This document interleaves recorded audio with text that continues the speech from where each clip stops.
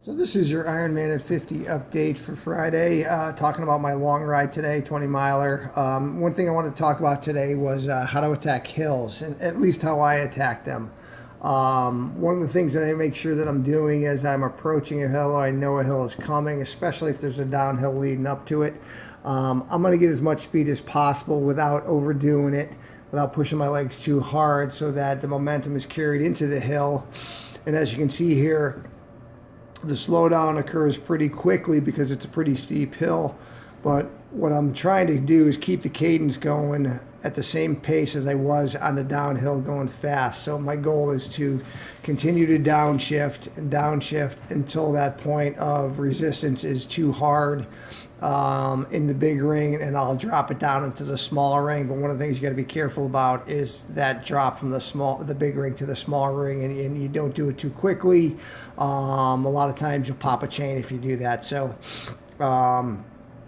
and the other thing, as you're approaching this hill, the top of the hill, and in this particular hill, it's steepest right about where I am now, but it's going to start to crest. So one of the things you want to remember is as it starts to crest and level off a little bit, you don't want to let up, you don't want to relax. This is where you can gain a lot of time by shifting up, getting into a little bit harder gear, one gear, get a couple of pedals in, get to the second gear, depending upon the incline and what you can do. But what you're going to do is gain so much time on an uphill versus the same kind of approach on a downhill.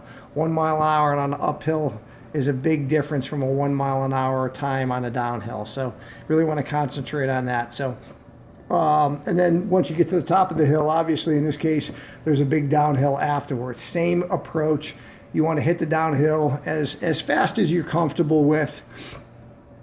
Pedaling, not pedaling, coasting, whatever it is you feel comfortable with, and get as much speed as you can, depending upon, obviously, is there a hill coming up, but you just carry the momentum onto a flat. In this case, it was a false flat, where it actually really slows you down. It doesn't look like it's going to, but you want to make sure that the momentum's carried. I, again, just try to keep the same cadence. So I'm not a power output watcher. I'm more of a cadence watcher, and I go by feel. So I'm constantly upshifting, downshifting, depending upon that. So that's your Ironman at 50 update, talking about hills. Hope you have a great weekend.